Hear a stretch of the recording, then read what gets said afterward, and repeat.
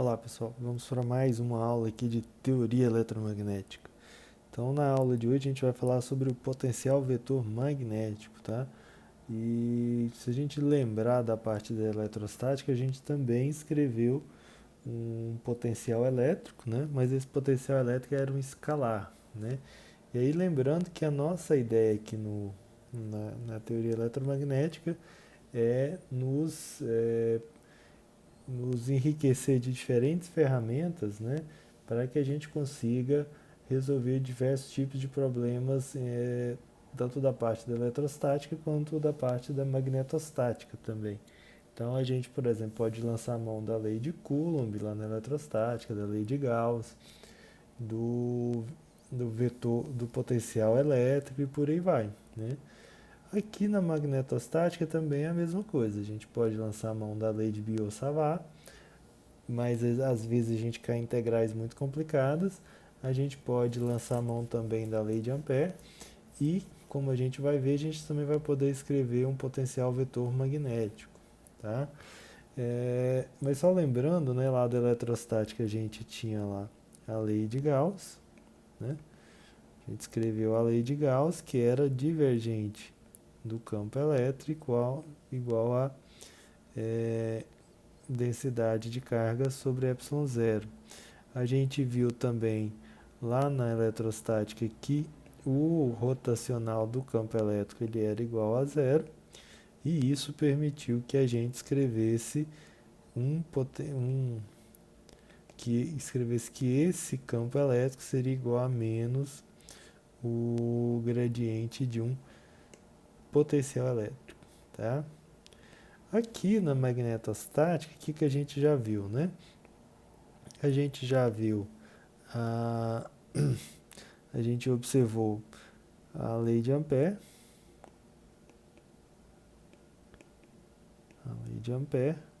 né?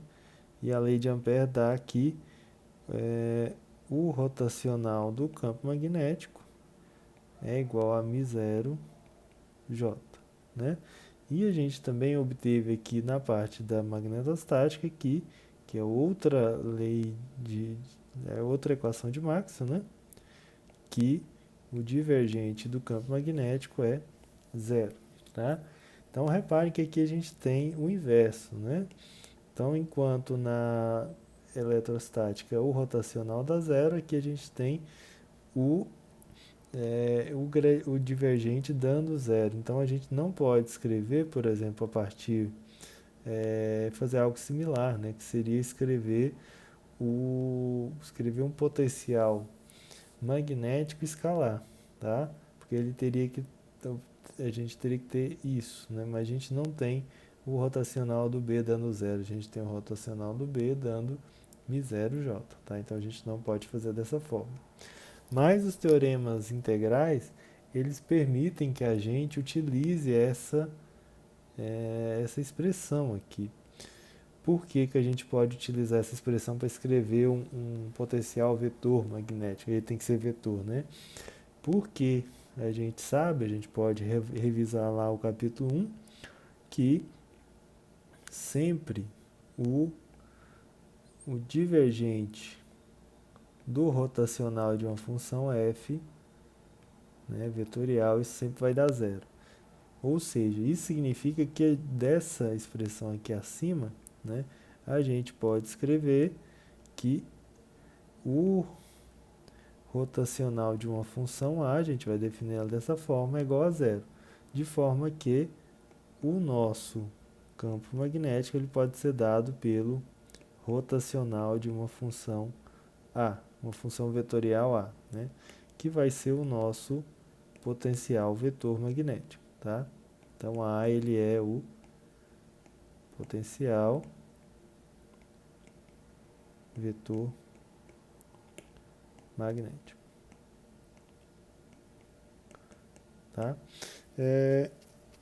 Bom, como que a gente pode explorar isso, né? A gente pode pegar essa relação que a gente chegou e colocar dentro da lei de Ampère, né?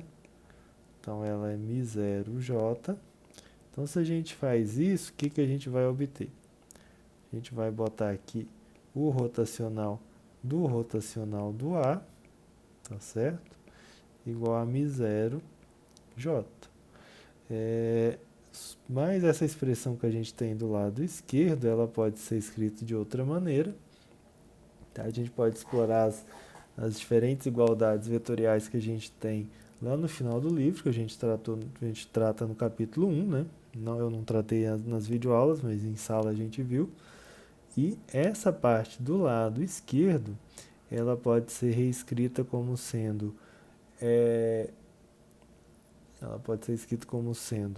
o gradiente do divergente do A, reparem que isso é um vetor, tá? Menos o laplaciano do vetor A, tá? Igual a μ0 J, tá certo? É só um parêntese, né? Lembrando que aqui, do lado esquerdo, a gente faria primeiro o divergente do A, então ficaria com del del x mais del AY, del y, né? Só lembrando quem que são esses carinhas, del AZ dz, né? E aí depois a gente aplicaria o nosso gradiente. Então eu teria que fazer isso em x chapéu, mas eu faria a mesma coisa em y, teria tudo isso aqui, ó, y chapéu mais del z, teria isso tudo de novo em z chapéu, tá? Isso é esse termo o primeiro termo que eu tenho, né? O segundo termo, só para lembrar, eu estou aplicando, na verdade, aqui, vou fazer em vermelho, eu teria del2 del x2 mais del2 del y2 mais del2 del z2, isso aplicado no vetor A, né? Quem é o vetor A? Ele seria um AX x mais um AY y chapéu mais um AZ z chapéu, né? Então eu faria aqui para cada um deles, né, eu teria del2 del x2 AX, né? Mais isso eu teria aqui mais também del2 del y2 AX mais del2 del y2 AX del z, né? AX, né? Isso aqui seria também x. E eu repetiria tudo isso também para o y e para o z, tá? Então reparem que eu tenho vetores, tá certo? E para cada uma das coordenadas x, né, eu tenho um laplaciano aqui, tá ok? Eu tenho um laplaciano para cada uma das coordenadas, tá? Então só lembrando o que é esse ente matemático que a gente está vendo, né? Mas reescrevendo ele aqui novamente, só para ficar mais claro. Então eu tenho isso, menos o laplaciano do vetor A igual a μ0 J. O que a gente vai fazer aqui é escolher, tá? Escolher este termo aqui, tá? Divergente do A igual a zero. Ah, mas parece muito arbitrário fazer isso, né? Mas o que a gente pode explorar aqui é a seguinte observação. A gente pode sempre adicionar a função A, né? A gente pode sempre adicionar a essa função uma função dada por gradiente de lambda, sendo lambda uma função, um escalar, tá? Então a gente sempre pode escrever, podemos escrever o seguinte, que esse A ele pode ser dado por uma função original, que seria um A0 que ele não teria divergente igual a zero, mas eu sempre posso somar uma função qualquer aqui que seria dado pelo gradiente do lambda. Esse lambda aqui é uma função escalar, tá? Por quê? Porque sempre quando a gente tem o rotacional de um escalar, isso dá zero. De um gradiente de um escalar, isso dá zero, tá? Então, isso sempre é verdade.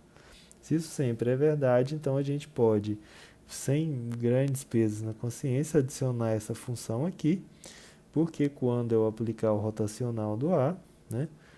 Então, se eu aplicar o rotacional nesse A, eu vou ter que o rotacional do outro A, mais o rotacional do gradiente desse lambda que eu escrevi, isso aqui é zero, tá? Então, ficaria com isso que eu teria anteriormente, né? Se isso é igual ao B, né? Ou melhor, se isso aqui, o original, seria igual ao B, então, como um é igual ao outro, esse que eu adicionei essa função também continua sendo igual ao B, tá? Então, olha só. Beleza. E se a gente faz aqui, por outro lado, o nosso gradiente do A, né? Eu vou ter o gradiente, melhor, desculpa, o divergente do A0, mais aqui eu vou ter o divergente do gradiente, isso aqui é o laplaciano do lambda, tá? Então, como eu estou falando que essa parte aqui é igual a zero, né? Eu posso escolher isso para ser igual a zero, mas aí eu tenho que ter uma outra condição, né? Isso aqui vai ser igual a zero. Opa. Zero. Aqui eu vou ter isso. Imagine que isso não seja zero. Isso aqui, esse aqui é diferente de zero, tá? E eu vou ter mais, vamos trocar para o azul, laplaciano do lambda, tá? Isso significa que basta eu fazer o seguinte, né? Imagina só. Então, basta eu ter uma função aqui, laplaciano, né, que seja igual a menos ao a zero, tá? Então, isso vai me dar alguma dica de como escolher essa função que eu estou interessado, né? Então, olha só. Reparem que isso é equivalente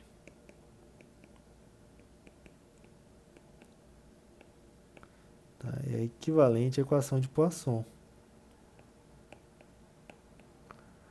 O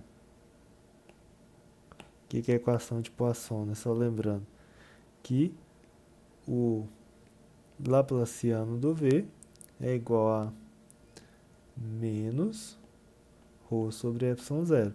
Então, se é equivalente, né? Reparem que isso é equivalente a isso. Então, esse termo divergente do A é equivalente a esse termo aqui, tá? Então, logo, por analogia, né, como a gente sabia escrever o potencial, né? Lembre-se que o potencial elétrico que a gente escreveu era assim. 1 sobre 4π epsilon zero. A gente poderia escrever ele como sendo um ρ sobre um R, né? De tal linha. Essa aqui é a forma mais geral que a gente escreveu ele. Então, como é equivalente, isso sobre isso é equivalente a o divergente do A, né? Então, a gente pode escrever esse nosso lambda, deixa eu ver qual a cor que eu estava usando azul. Então, o lambda, ele pode ser escrito como sendo 1 sobre 4π integral de